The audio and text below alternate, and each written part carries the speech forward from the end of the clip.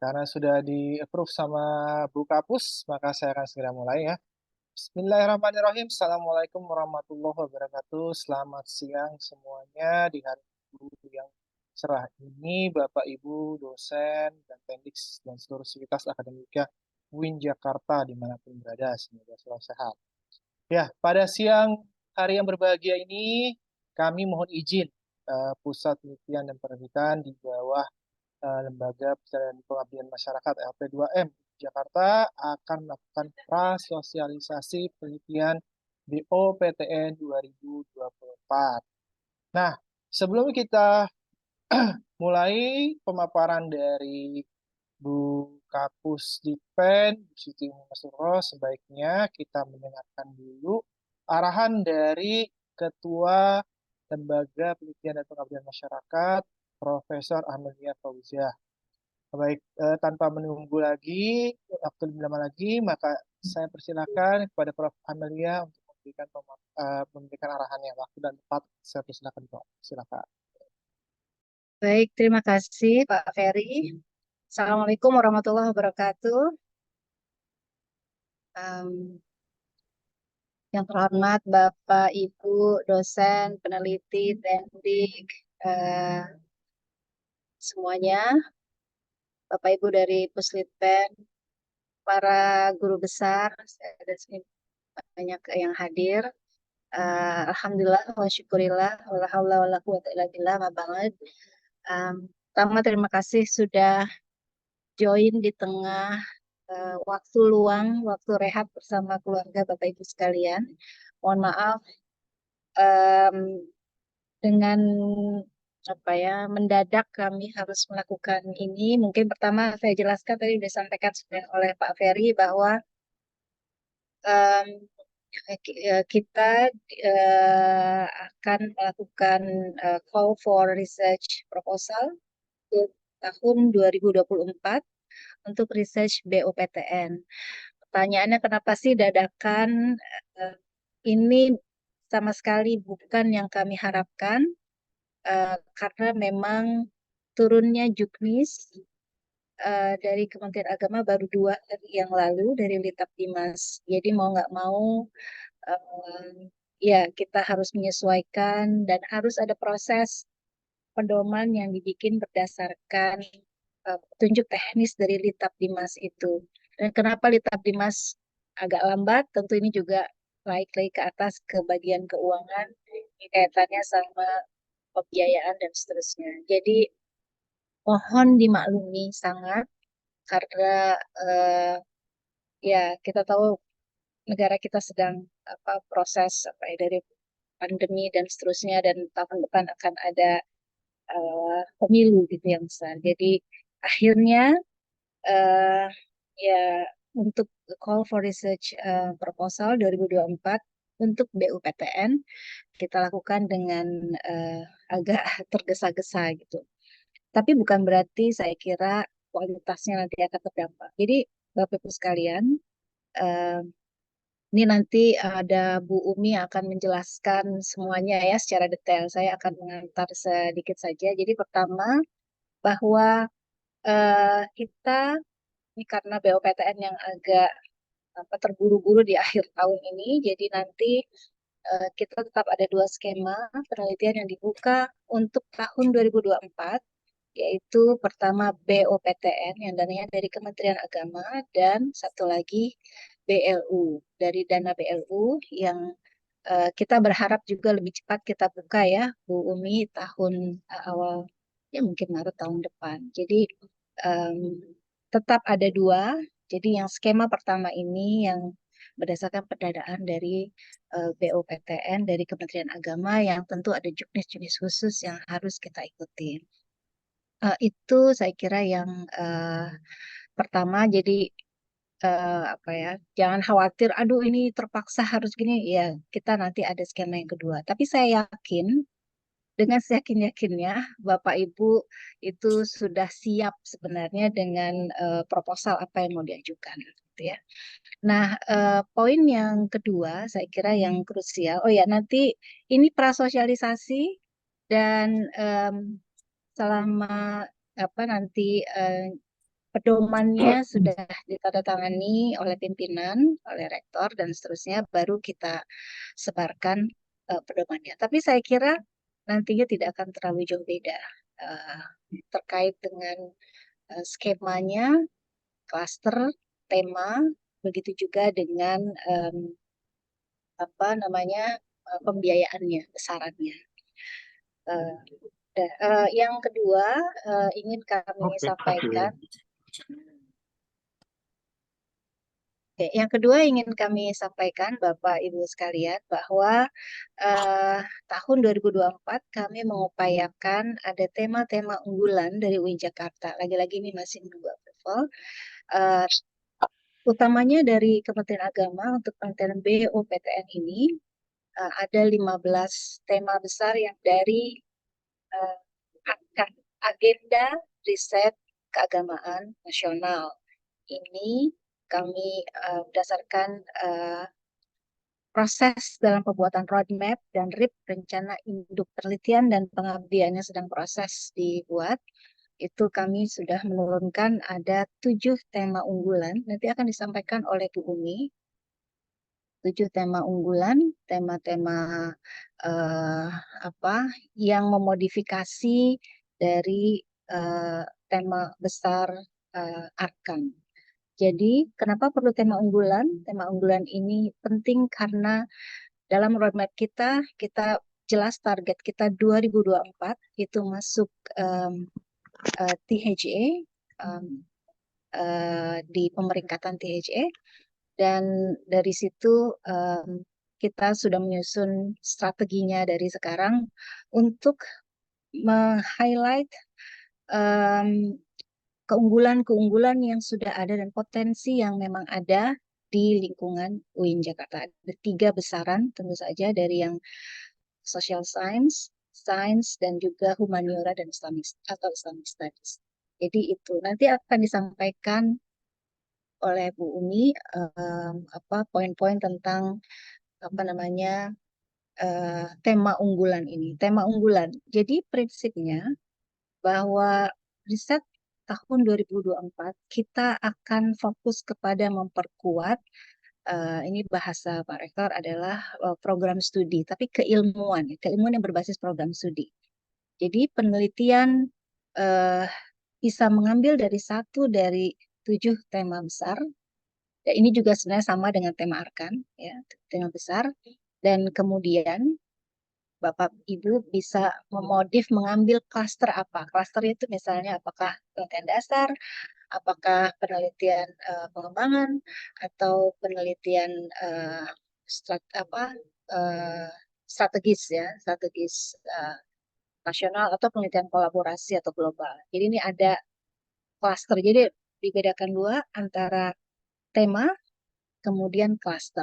Semakin tinggi, prinsipnya begitu. Kami sangat menghargai dan ingin mendorong Bapak Ibu sekalian untuk memiliki penelitian-penelitian unggulan yang nanti outputnya tidak saja uh, menjadi publikasi, ya, tapi publikasi yang benar-benar bisa masuk ke Scopus, bisa masuk ke Sinta level tertentu, bisa masuk ke policy brief atau book chapter atau buku dan seterusnya.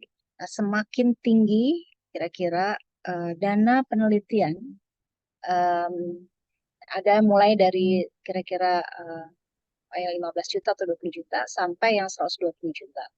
Semakin tinggi tentu saja luarannya, kami harapkan itu semakin tinggi juga luarannya. Dan jadi semakin tinggi luaran maksud saya semakin seperti misalnya yang 120 juta tentu kita minta misalnya Q1 ada MOU dengan universitas di luar dan seterusnya. Jadi kira-kira seperti itu Bapak Ibu sekalian. Kami yakin potensi yang luar biasa dari Sivitas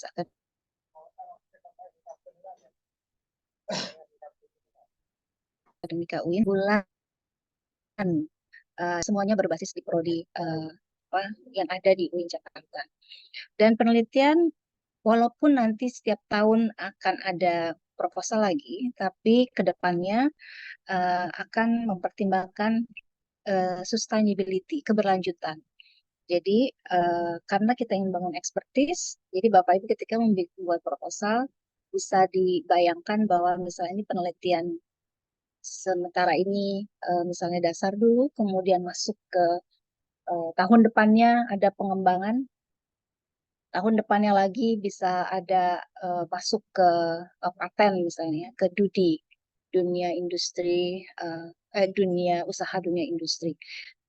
Dan ada apa output-output yang jelas. Jadi kira-kira penelitian ini benar-benar bisa menguatkan em, keunggulan kita di keilmuan UIN Jakarta yang kita berharap dalam beberapa periode ke depan kita akan naik sedikit-sedikit di pemeringkatan dan 2045 masuk di THI.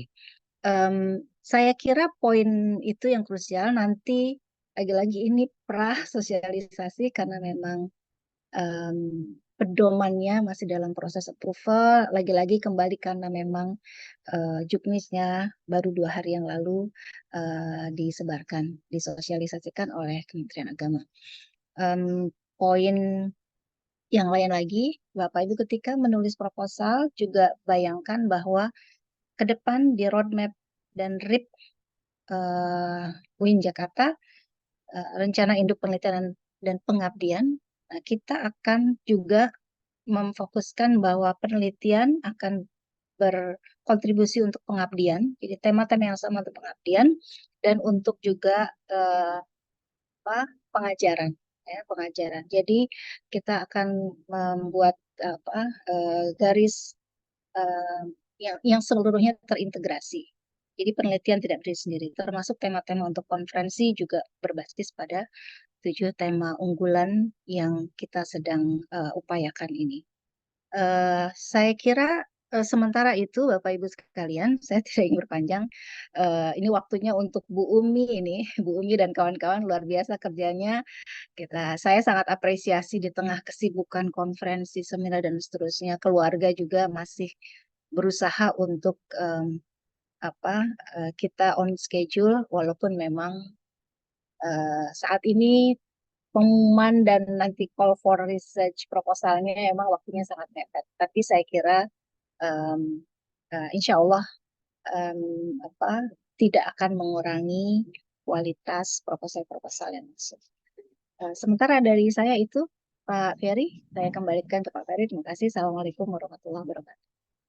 Waalaikumsalam warahmatullahi wabarakatuh. Terima kasih atas arahannya Bapak Amel sebagai Ketua Kedua Jakarta. Eh, Selanjutnya kita langsung saja pemaparan langsung oleh di kampus, di PEN, eh, Bu Siti Uni Masduro, waktu dan tempat kami persilakan.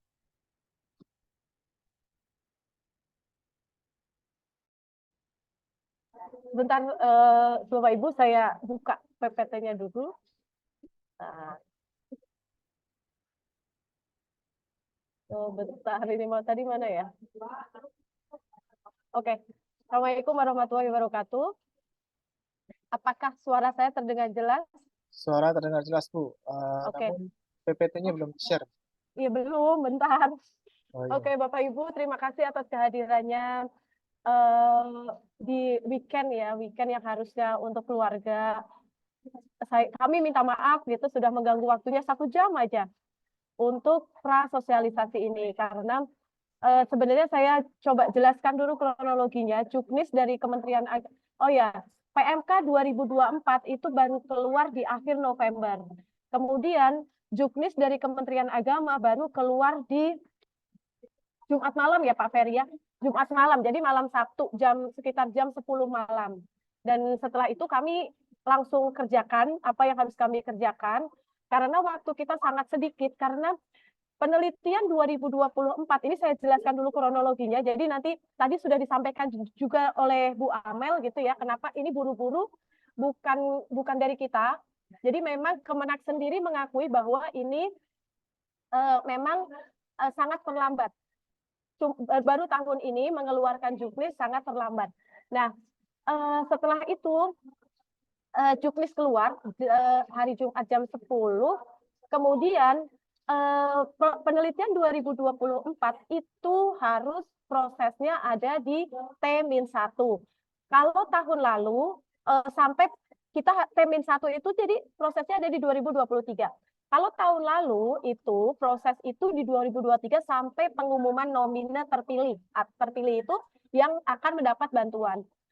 Cuma kemarin hasil pertemuan Kapus Litpen itu diputuskan bahwa pengumuman nomine itu boleh sampai akhir Januari 2024. Tetapi proses seleksi itu tetap di 2023. Jadi nanti tanggal-tanggalnya akan kami share. Itu ya Bapak Ibu. Jadi memang kenapa diajarkan prasosialisasi ini? Karena memang pedoman sudah kami buat, sudah kami draft sesuai dengan juknis yang dikeluarkan oleh Kementerian Agama, tapi memang belum ditandatangan rektor, sehingga ini kami namakan prasosialisasi. Nah, nanti kami akan adakan sosialisasi setelah juknis ditandatangani. Tapi minimal dengan adanya prasosialisasi ini, Bapak Ibu, peneliti, dosen, teknik, dan lain-lain tahu atau bisa ancang-ancang membuat proposal. Gitu. Membuat proposal. Sebenarnya klaster apa saja yang akan dibuka, berapa nominalnya, seperti itu. Itu akan kami buka hari ini. Tapi memang ini belum resmi, ini hanya untuk ancang-ancang. Karena memang waktunya sangat sedikit. Oke, izin ya Bapak Ibu, saya share screen.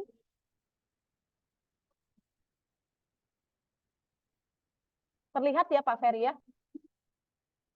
Nah, Terlihat Ibu, terlihat oke. dengan jelas. Berikut, ini sebenarnya masih draft karena memang belum ditandatangani rektor. Jadi draft pedoman penelitian tahun anggaran 2024. Nah, ini sesuai dengan ini yang kita tunggu dan Jumat kemarin baru rilis gitu ya. Keputusan Direktur Jenderal Pendidikan Islam nomor 6571 tahun 2023 tentang petunjuk teknis program bantuan penelitian berbasis standar biaya keluaran pada perguruan tinggi keagamaan Islam tahun anggaran 2024. Jadi juknisnya dibuat di 2023 yang keluar Jumat kemarin, kemudian ini untuk anggaran 2024. Nah, berikut beberapa jumlah proposal yang masuk dan diberi bantuan. Yang biru itu proposal diajukan dan jumlah proposal yang diberi bantuan itu berwarna merah. Ya. Kemudian anggaran penelitian untuk tahun 2024 ini kita anggaran penelitian BOPTN adalah 7,2 M. Ini naik ya dibanding sebelumnya. Ini yang warna kuning ini BOPTN, yang warna hijau itu BLU. Tapi 7,2 itu belum termasuk pengelolaan penelitian. Jadi nanti include maksudnya 7,2 M itu include pengelolaan penelitian. Jadi totalnya itu untuk penelitian sendiri sekitar 5,4 M. Tema prioritas kita masih mengacu ke Arkan. Jadi memang tema prioritas itu ditentukan oleh Pendis Kementerian Agama yang diturunkan dari RIRN ya. Kemudian nanti tadi Bu Amel sudah menyampaikan nanti dari Arkan itu akan ada tema-tema unggulan yang akan nanti ada di sini. Nah, ini tema-tema dari Arkan ada 4: studi Islam, pluralisme dan keragaman, integrasi keilmuan, dan kemajuan global. Nah, ini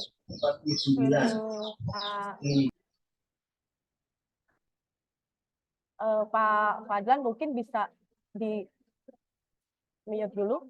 Oke, ini tema unggulan tadi yang disampaikan oleh Prof. Amel. Yang pertama yaitu gender, ketahanan keluarga, dan kualitas kehidupan. Yang kedua, ini kemana nih yang kedua? Sebentar, saya juga nggak hafal, hilang ya. Sebentar Bapak Ibu, ini saya stop screen dulu. Sebentar, saya minta waktu 1 detik aja. Hukum keamanan dan politik, Bu. Iya, entar dulu sebentar, saya itu. Yang kedua itu hukum keamanan dan politik. Iya, pas bikin slide hilang slide-nya ya. Oke, sebentar. Saya cari. Berarti share screen lagi. Maaf ya Bapak Ibu. Hukum keamanan dan politik, mungkin Pak Ferry bisa pantau juga ya. karena ini kayaknya kehapus pas bikin slide. Oke, hukum, keamanan, dan politik. Kemudian yang ketiga yaitu teknologi, ketahanan pangan, dan energi. Yang keempat, dakwah, studi teks, dan kemanusiaan. Yang kelima, ekonomi Islam dan kesejahteraan sosial. Enamnya, inovasi dan transformasi pendidikan. Nomor tujuhnya, inovasi kedokteran dan kesehatan. Nah, ini cakupan kajiannya. Cakupan kajian untuk tema pertama yaitu trauma, perceraian, kekerasan seksual, kesetaraan gender, dan lain-lain.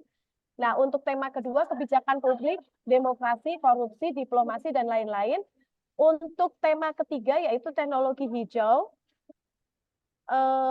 industri halal, data dan informasi, teknologi pangan, dan lain-lain. Yang untuk tema 4 yaitu filantropi, manuskrip, budaya digital, AI, moderasi beragama, dan lain-lain. Untuk tema kelima yaitu fintech, circular halal ekonomi, safety net, kesenjangan, dan lain-lain. Untuk tema keenam, digitalisasi pendidikan, kurikulum, pendidikan inklusi, dan lain-lain. Untuk tema terakhir ya, ketujuh, yaitu herbal, vaksin, kit diagnostik, teknologi kedokteran, biomolekuler, kesehatan mental, stunting, dan lain-lain. Ini rencana riset unggulan UIN Sariwidatoyo Jakarta. Nah, kemudian untuk jenis dan klaster penelitian ini yang Bapak Ibu tunggu-tunggu ya. Jenis dan klaster penelitiannya boleh dilihat di sini. Ada cukup banyak ya yang kita buka nanti. Ntar ini di Pak Presiden. Jenisnya di sini ada 5 jenis, yaitu riset pembinaan kapasitas, riset dasar, riset terapan, riset pengembangan, dan riset kajian aktual strategis. Nah, untuk pertama, riset pembinaan kapasitas yang akan dibuka adalah penelitian pembinaan atau kapasitas, maksimal anggaran adalah 12.500.000. Nah, kemudian riset dasar, di sini ada 2, penelitian dasar program studi maksimal adalah 30 juta, penelitian dasar interdisipliner maksimal 35 juta, kemudian riset terapan, di sini ada 3, ada penelitian terapan kajian strategis nasional maksimal 75 juta, penelitian terapan berkorelasi dunia usaha dan dunia industri, dan ini sangat baru sekali, itu maksimal 95 juta, kemudian penelitian terapan global atau internasional, itu maksimal 150 juta. Untuk riset pengembangan ini ada 3. Yang pertama yaitu penelitian pengembangan pendidikan tinggi maksimal 60 juta, penelitian kolaborasi antar perguruan tinggi dan atau kementerian atau lembaga maksimal 85 juta, penelitian pengembangan survei kajian strategis nasional maksimal 120 juta, penelitian kajian aktual strategis nasional maksimal 20 juta. Ini insya Allah yang akan kita buka nanti. Nah, keluaran atau output dan manfaat atau outcomes-nya. Ada sedikit perubahan untuk syarat ya Pak Ferry, syarat output atau outcomes ada beberapa itu perubahan sedikit. Nah, ini yang pertama yaitu klaster penelitian pembinaan kapasitas yaitu klaster 1. Jadi syaratnya adalah dosen PTKI dan lain-lain. Nomor 5 hanya untuk yang perlu saya garis bawahi. Oh ya, yang nomor 4 dulu. Fungsional peneliti, pustakawan, laboran, atau fungsional lainnya. Nah, fungsional lainnya ini bisa disetarakan dengan, sebentar, saya lupa. Kita buka dulu ya. Nih. Jadi fungsional lainnya itu bisa misalnya kayak gini. Asisten ahli disetarakan dengan ahli madya. Kemudian lektor bisa disetarakan dengan ahli muda. Atau ahli madya bisa disetarakan dengan lektor kepala, kemudian ahli utama bisa disetarakan dengan guru besar. Nah, nomor 5, hanya untuk jabatan asisten ahli bagi dosen dan menyesuaikan bagi selain dosen. Jadi nanti Bapak Ibu yang gelarnya sudah lektor atau lektor kepala, jangan daftar di sini, karena langsung kita delete untuk seleksi administratif. Pengusul dilakukan secara individual, jadi hanya 1 orang. Ini outputnya, laporan penelitian draft artikel untuk publikasi di jurnal nasional terakreditasi minimal Sinta 6 sampai Sinta 4. Nah, outcome-nya tadi, jurnal minimal Sinta 6 sampai Sinta 4, kemudian sertifikat hak cipta. Nah, untuk penelitian dasar program studi ini yang perlu saya garis bawahi yaitu nomor 4. Pengusul dilakukan secara kelompok dengan jumlah anggota maksimal 3 orang. Ketua kelompok sekurang-kurangnya jabatan lektor bagi dosen dan menyesuaikan bagi selain dosen yang saya bilang tadi. Misalnya dia lektor, berarti di situ kalau selain dosen dia fungsionalnya ahli muda atau ahli media juga boleh. Kayak gitu. Nah, kemudian outputnya di sini yaitu laporan penelitian, draft artikel untuk publikasi jurnal nasional tradisi minimal tinta 4 sampai tinta 2. Sama seperti yang sebelumnya, sertifikat hak cipta. Nah, untuk penelitian dasar interdisipliner ini sama dengan penelitian program studi karena ini dua-duanya merupakan penelitian dasar. Nah, kemudian untuk penelitian serapan kajian strategis nasional, ini ketua kelompok sekurang-kurangnya jabatan lektor bagi dosen dan menyesuaikan bagi selain dosen. Jadi di sini masih penyesuaian jabatan tadi, misalnya fungsionalnya dia ahli muda, ahli media, ahli utama masih bisa di sini. Nah, untuk tagihannya, outputnya dia isian logbook pelaksanaan bantuan di aplikasi siap, laporan penelitian berbentuk draft artikel, kemudian outcomes-nya publikasi di jurnal internasional berpusatasi terindeks Scopus, dan sertifikat hak cipta. Nah, Bapak Ibu mohon maaf, semua ini belum ditulis di sini ya. Mohon maaf, semua jurnal bereputasi terindeks Scopus di sini untuk di UIN Jakarta itu ada tambahan. Di sini belum ditambahkan, mohon maaf, nanti pas sosialisasi sudah. Nih, kayak gini, memiliki ID Scopus. Jadi di sini belum dituliskan, itu memiliki ID Scopus. Kenapa harus memiliki ID Scopus? Karena untuk outcome-nya itu publikasi di jurnal internasional terindeks Scopus, minimal kami tahu track record Bapak Ibu semua di publikasi internasional terindeks Scopus. Nah, ini untuk penelitian terhadap berkorelasi dunia usaha dan dunia industri.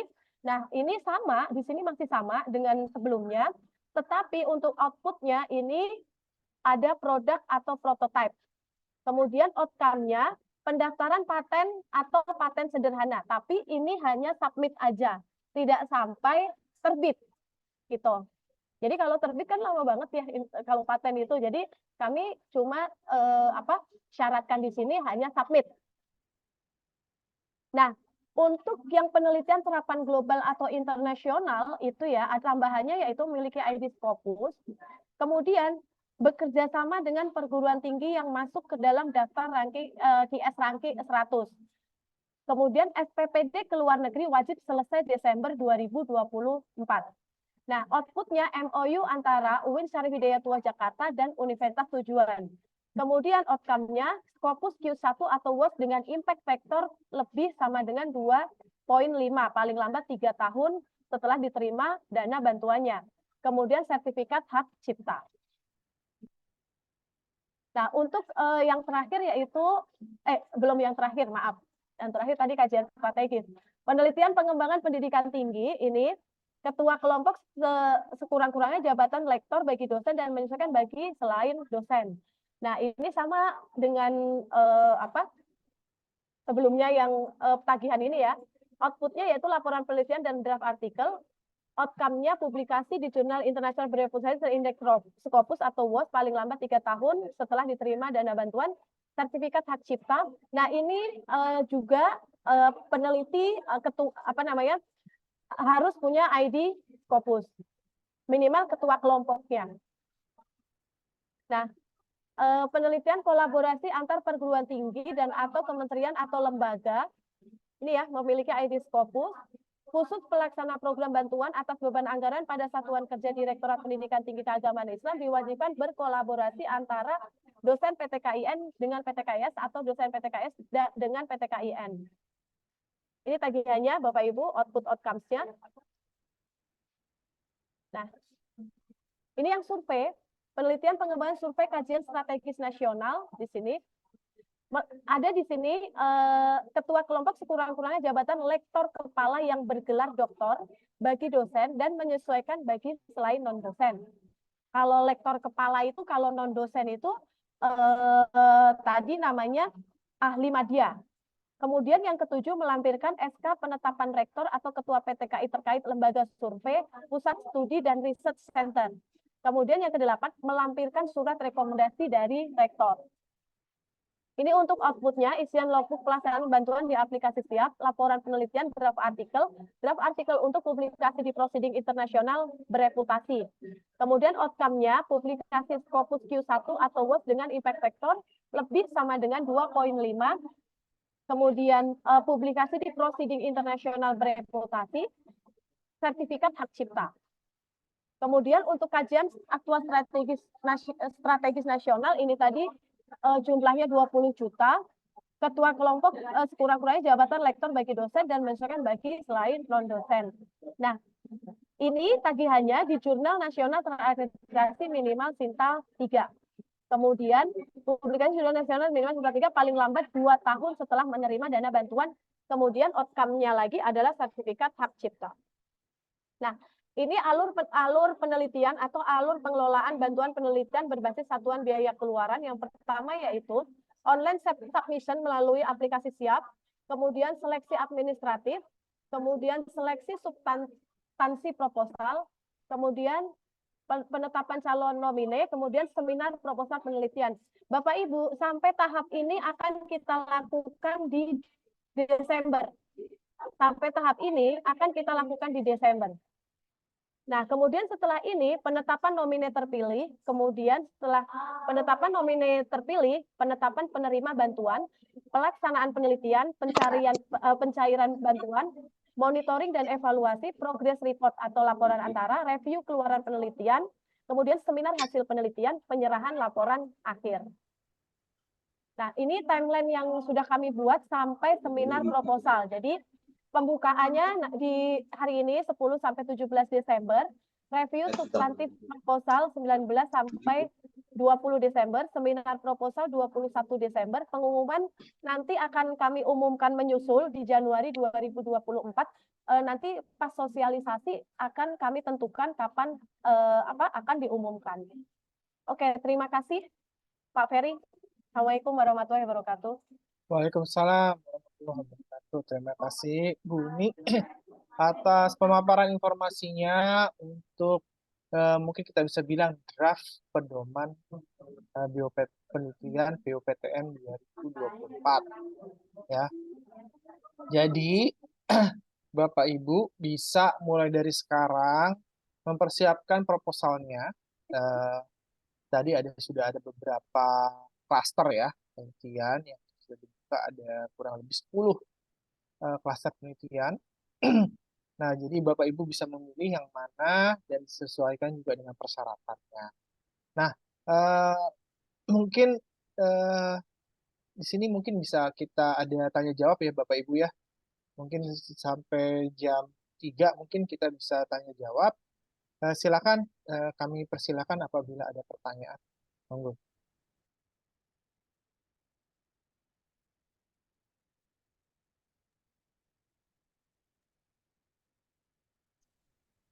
Mungkin Bu Umi, Pak Ferry ditampilkan lagi yang klaster-klasternya tadi biar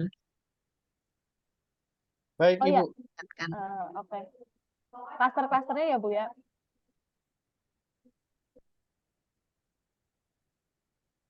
Nah, ya itu tadi. Ya, itu. Kelihatan ya Bapak Ibu.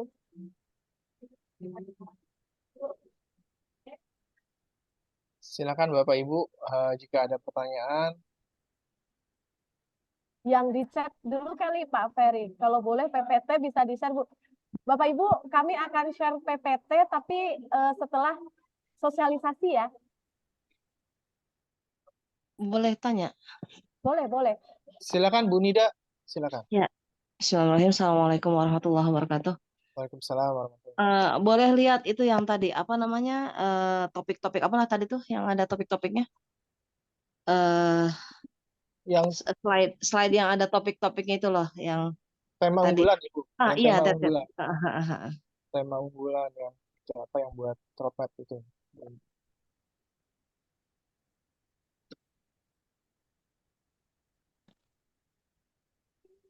Jadi tadi apa Pak Ferry, saya ituin dulu. Yang itu aja tadi, yang apa? Hukum, Ini, keamanan. Bu. Yang bergaris itu. Nah, ya, I just wonder gitu ya. Kayaknya saya kelewat atau bagaimana gitu ya, Hukum, beberapa kali ada begini. Apakah memang dia dianggap bukan tema yang unggulan? Apakah saya doang yang emang karena itu dunia saya gitu? Kayaknya bahasa sastra tuh nggak muncul gitu loh. Mesti nyelip-nyelip di pendidikan gitu kan, kayak gitu. Maksud saya apa itu tidak masuk ke bagian manakah kira-kira gitu? Bahasa sastra, linguistik gitu loh. Karena tadi lihat ada budaya tapi nyambung ke digital, budaya digital. Kalau nggak salah ada itu tadi kan ya? Iya, Bu. ya Bu. Nah, Bahasa. ya kira-kira kemana gitu loh. Apakah dia kita paksakan masuk ke 6 yang inovasi dan transformasi pendidikan, tapi kalau linguistik atau sastra kan tidak bisa masuk ke situ logikanya gitu loh. Saya wonder gitu kok kayak dinaktirikan banget ya bertahun-tahun gitu nggak muncul-muncul kayak gitu. Oke. Padahal kalau saya perhatikan perkembangan pendidikan bahasa sastra dan kawan-kawannya gitu ya, kayaknya rame banget gitu loh yang seminar-seminar itu yang tentang bahasa apa karena itu dunia saya jadi saya tahunya itu doang gitu ya. Saya nggak tahu juga just wonder gitu loh apakah bisa ada atau bagaimana ya karena itu kan part dari pendidikan kita juga anyway kan sampai ada yang punya fakultas bahasa juga kita udah banyak banget ini yang berkaitan dengan bahasa-bahasa jurusannya ini. Thank you. Ya, baik, terima kasih. Jadi pertanyaannya kemana ini? Itu sastra dan linguistik itu masuk ke yang mana? Gitu. Ya, mungkin ini sedikit cerita saja, Bapak Ibu. Jadi ini adalah hasil dari FGD untuk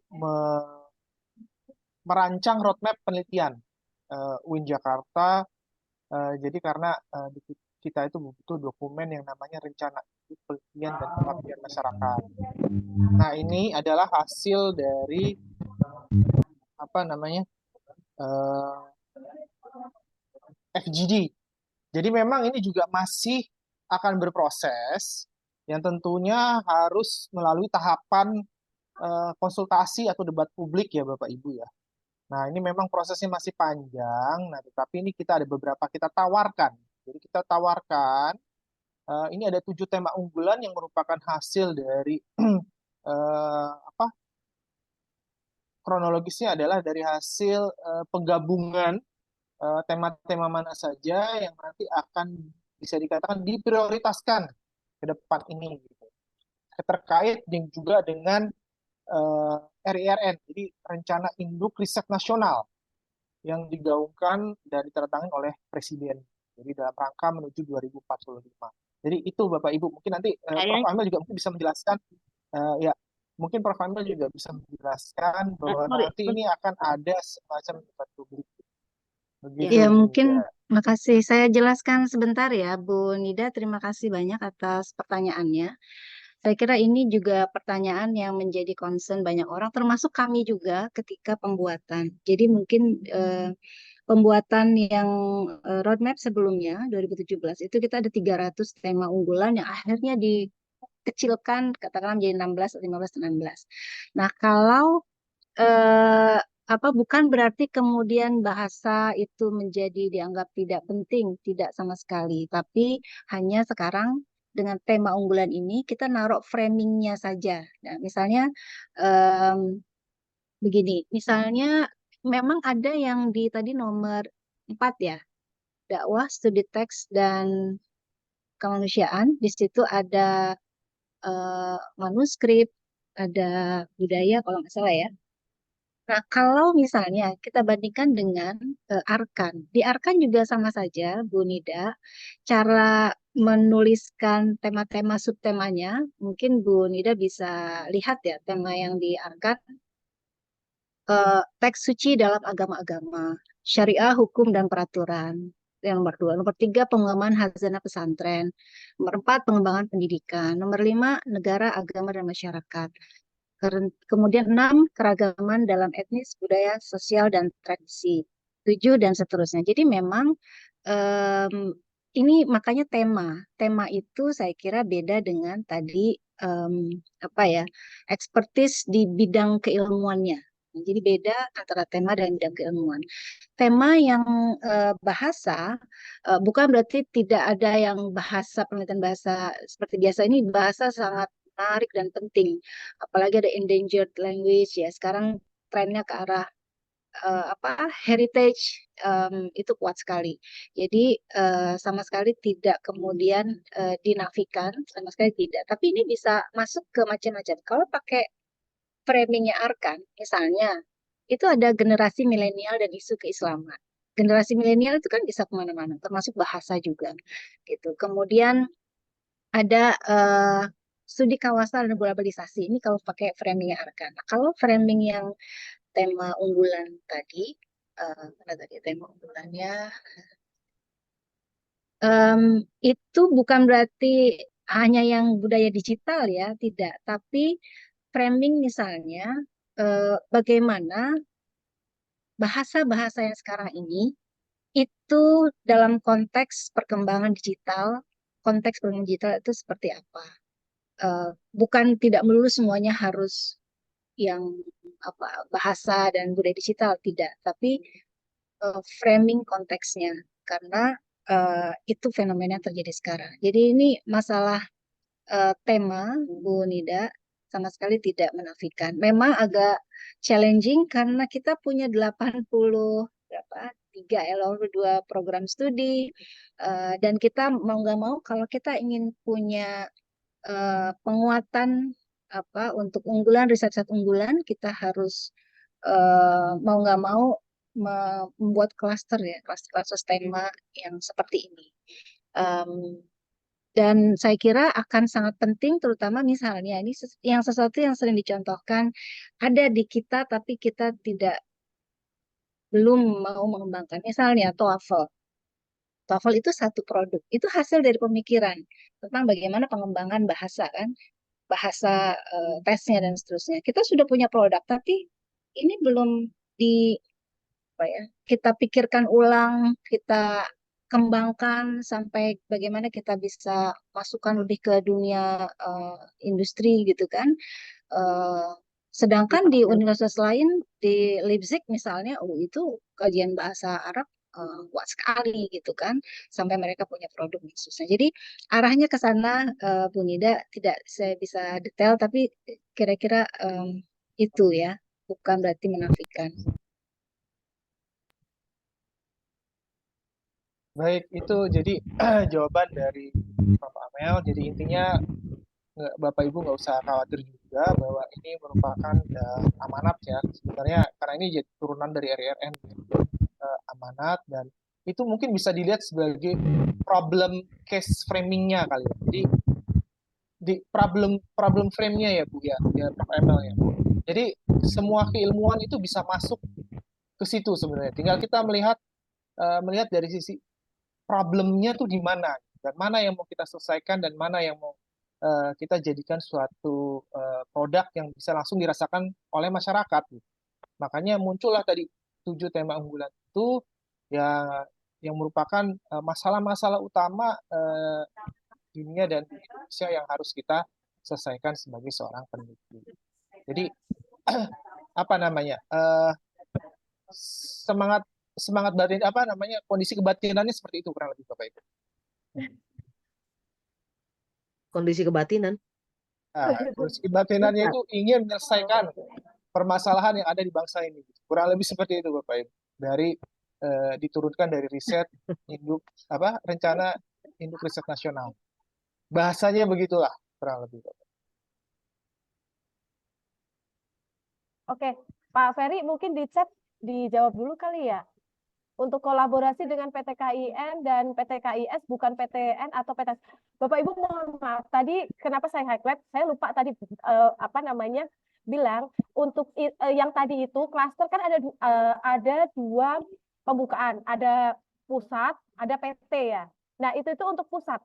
Kalau di kita untuk PT itu boleh, untuk PTN atau mana tadi ya? PTN atau PTS. Seperti itu ya Bapak Ibu. Siapa ini Bu Yanti? Bu Yanti bukan, Bu Rohimah. Ya Bu ya. Oh, ntar dulu apa lagi nih? Pak, Bu, jadi program BOPTN ini tidak untuk program BOPTN ini tidak untuk mahasiswa, tapi Bapak Ibu wajib mengajak mahasiswa. Gitu. Nanti di siap ada kolom untuk mengisi mahasiswa, nama mahasiswa yang akan diajak.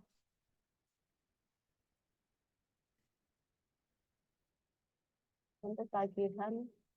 Untuk tagihan outcome penelitian sebelumnya dan sudah publish ke siapa lapornya? Ke Pak Ferry, ini ada di situ tuh. Iya. Pak Ferry koordinator publikasi. Ya. Iya. Baik, Bapak Ibu, ini terkait dengan tagihan. Jadi dikarenakan data sebelumnya itu ada yang belum masuk siap, gitu ya.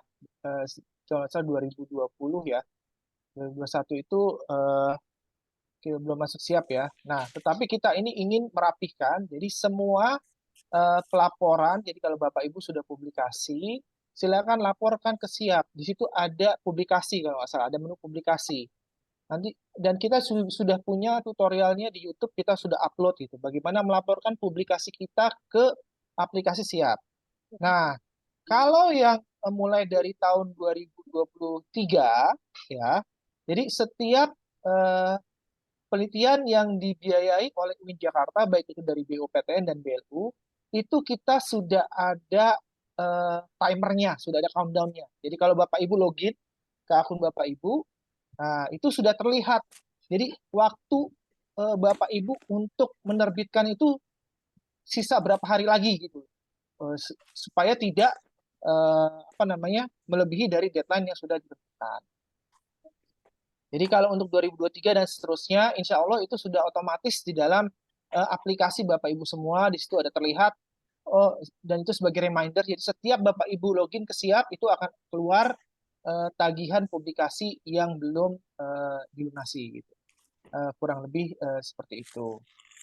Tapi itu dari 2023 ya Ibu, ya 2022, 2021, nah itu harus melaporkan. Jadi kita melaporkan, nah nanti kebetulan saya yang bertanggung jawab untuk memvalidasi dan akan kita masih manual memang sebelumnya berdasarkan SK, kemudian kita akan menggunakan spreadsheet dalam ini Excel untuk memantau dan memonitor. Itu terkait tentang publikasi.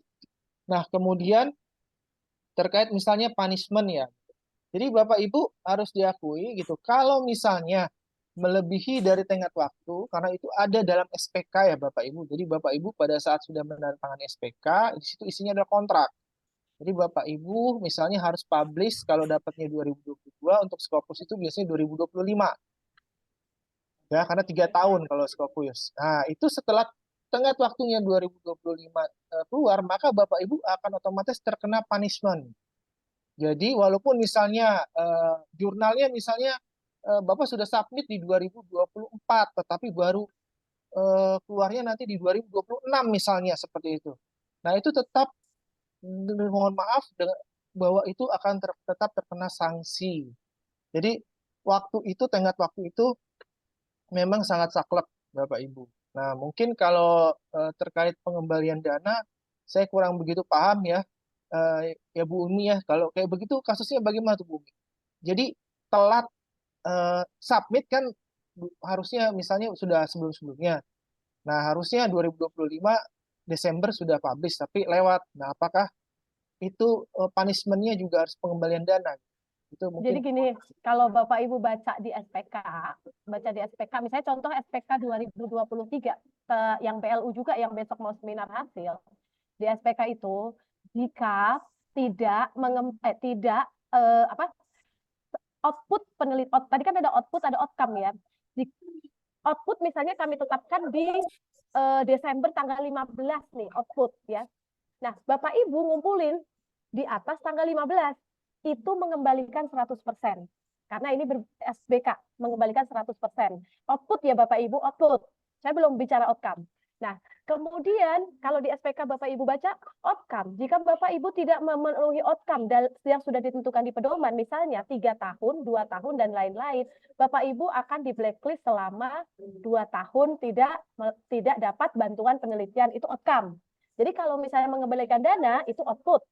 Jadi makanya kami itu kenapa galak gitu ya, harus galak bukan galak untuk apa-apa ya, untuk membantu Bapak Ibu juga gitu kan. Kenapa kami output itu kami tagih-tagih terus. Kami tagih-tagih jangan lebih dari tanggal yang sudah ditentukan. Karena kalau lebih dari tanggal yang ditentukan, itu Bapak Ibu mengembalikan dana 100%. Kalau berdasarkan SBM, ini bedanya SBM dan SBK ya Bapak Ibu. Ketika kita bicara SBK tadi yang saya jelaskan. Ketika kita bicara SBM, sebelumnya mungkin Bapak Ibu sudah pernah berpengalaman gitu ya. Ketika Bapak Ibu misalnya nggak ada kwitansi kan waktu itu bikin laporan keuangan tuh nggak ada kwitansi sebesar 1 juta nih, ya udah yang dikembaliin ya 1 juta aja itu kalau SBM. Misalnya nggak ternyata nggak laporan keuangannya pas diverifikasi nggak valid gitu 13 juta misalnya, ya udah dari 100 juta ya dikembalikannya 13 juta aja gitu. Itu kalau berbasis SBM seperti itu. Oke, silahkan. Gitu Pak Ferry. Baik, Bapak Ibu, ini tentu pertanyaan sangat banyak ya, tetapi nanti mungkin kita bisa lanjutkan pada saat sosialisasi. Ini sekali lagi ini prasosialisasi.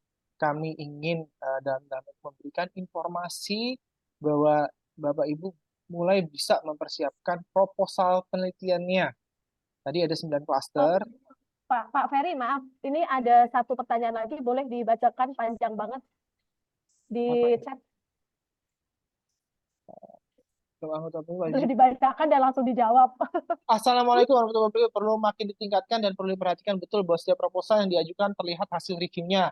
Dan saya yakin di aplikasi Siap atau di platformnya terdapat menu tersebut. Apakah prosesnya tidak bisa dilihat para dosen yang mengajukan proposal? Jangan sampai informasi proses proposal ini berusaha request saja. Kalau ada yang tanya baru diberi jawaban. Kalau nggak dibiarkan saja agar proses continue pun bisa jadi budaya. Baik Bapak Ibu, terkait tentang ini, jadi proposal yang sudah direview itu Bapak Ibu bisa mengetahui nilainya. Tapi itu hanya diketahui oleh Bapak Ibu saja. Seperti itu. Dan kalau nggak salah juga komentarnya bisa dilihat. Komentarnya, iya. Komentar Oke, reviewer. komentarnya kalau nilainya bisa nggak, Bu? Enggak. Iya, komentar reviewernya itu bisa dilihat. Oh, kalau nilainya tidak bisa dilihat ya.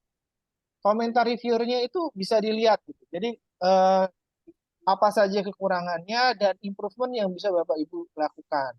Nah, tapi memang sekali lagi kita berusaha untuk menghilangkan subjektivitas. Artinya, proposal Bapak Ibu itu tidak hanya dinilai oleh satu reviewer saja. Biasanya proposal Bapak Ibu pun dinilai oleh 2 reviewer. Begitu kan, Bu Imi? Iya. Nah, ya artinya apa? Kita untuk menghilangkan subjektivitas itu sehingga nilai itu bisa digabungkan. Nah, kemudian baru nilai hasilnya setelah itu kita ranking. Nah, semua itu memang ada di aplikasi dan kita pun itu dicek juga ya sama BPK ya kalau nggak salah ya terkait prosesnya seperti apa dan itu juga kita sudah bisa perlihatkan artinya kepada BPK sebagai institusi yang tiap tahun gitu memeriksa UIN Jakarta dan dalam hal ini juga proses di KP2M Pusdikmen juga termasuk bagiannya. Dan insya Allah kita akan selalu mendengar masukan dan ingin selalu improvement. Gitu. Jadi kita juga menggunakan prinsip Kaizen dan Six Sigma yang selalu berusaha untuk improve setiap siklusnya. Seperti itu Bapak Ibu semua. Ya, terima kasih sekali lagi. Ini dikarenakan juga waktu juga yang harus membuat kita berpisah. Tetapi mudah-mudahan infonya sudah bisa diterima oleh Bapak Ibu semua, sudah terkirim kepada Bapak Ibu semua, bahwa kita bersiap-siap akan membuka seleksi proposal untuk penelitian BOPTN 2024. Siapkan proposal terbaik Bapak Ibu semua, pilih klaster mana, kemudian pilih juga tema yang bisa mau diajukan. Nah, itu saja mungkin yang bisa. Mungkin satu lagi Pak Ferry. Satu lagi Pak Ferry, itu syarat rekomendasi dari rektor itu ada template-nya apa enggak ya? Kan ada itu syarat harus rekomendasi rektor. Iya, Bapak Ibu, syarat dan rekomendasi rektor template-nya nanti akan kami buatkan di Juknis Bapak Ibu. Ya, tapi sekali lagi ini masih draft Juknisnya, jadi belum bisa kami sebarkan, tapi akan kami sediakan. Pak Ferry mungkin tambahan, pedoman akan kami coba ajukan, kami coba untuk pagi gitu ya. kita rapikan, kita ajukan ke rektor, semoga secepatnya, dan kami akan mengadakan sosialisasi lagi kalau memang sudah ditanda tangan rektor, langsung kami sosialisasi, karena Zoom. Kalau Zoom kan insya Allah Bapak Ibu bisa ya, mau Senin sore atau mungkin Selasa pagi-pagi gitu ya. Tapi kalau pagi biasanya pada ngajar ya Bapak Ibu ya. Tapi insya Allah nanti kami akan carikan waktu yang Bapak Ibu bisa ikut, insya Allah kayak gitu. Oke Pak Ferry gitu. Jadi nanti pas sosialisasi lagi, dimohon Bapak Ibu bisa join lagi gitu ya. Ini prasosialisasi karena supaya Bapak Ibu menyiapkan dulu draft proposalnya gitu. Jadi nggak dadakan banget gitu. Ya. Ya, Terima kasih Pak Ferry. ya, baik. Terima kasih Bu Umi. Sekali lagi saya juga terima kasih ke Prof. Amel yang juga sudah memberikan arahan. Dan saya juga tidak lupa berterima kasih kepada Bapak Ibu peneliti, dosen, Sivitas Akademi, dan Tendik yang sudah hadir pada hari ini walaupun minggu-minggu. Sekali lagi, saya tidak bosan-bosannya mengingatkan bersiapkan proposal terbaik Bapak Ibu semua. Segera siapkan dan kita tunggu semoga draft ini segera bisa disahkan oleh pimpinan dan langsung bisa disebarkan Bapak Ibu semua. Ya. Itu saja mungkin Akhirul Kalam, saya sekali lagi ucapkan terima kasih dan mohon maaf sebesar-besarnya apabila ada perkataan kami yang kurang begitu berkenan dan kurang bisa menjawab Bapak Ibu semua. Terima kasih. Wassalamualaikum warahmatullahi wabarakatuh. Waalaikumsalam warahmatullahi wabarakatuh. Terima kasih Prof. Amel, Bapak Ibu. Terima kasih banyak sudah join ya. Silakan melanjutkan aktivitas dengan keluarga lagi. Mohon maaf sudah mengganggu waktunya. Ya. Assalamualaikum Mbak Umi, makasih. Waalaikumsalam, Waalaikumsalam Bapak Ibu. Makasih Bu Umi. Assalamualaikum Bapak. Ya, izin Bu Umi, Bapak Eri, terima kasih.